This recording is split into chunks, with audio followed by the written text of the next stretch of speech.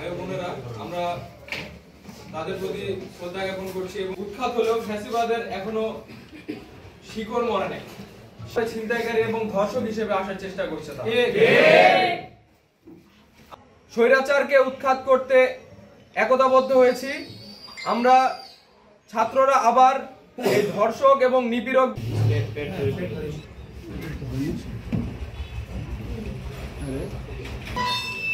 সেই কমিটিতে আহ্বায়ক হিসেবে আছে H Hasibul Haque Sanjid, Rajshahi science and technology university. আমি আছি রাজশাহী বড় college, Mashruf Sabir Mahir Kalai degree college. জয়পুরহাটে যে কমিটি গঠন করা হয়েছে বৈষম্য বিরোধী ছাত্র আন্দোলনের,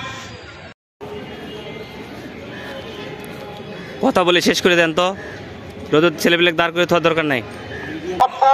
যেই কমিটি ঘোষণা করেছে আমরা সেই কমিটির মধ্যে দেখতে পাই এরকম চরিত্র তাদের ভিতরে আছে।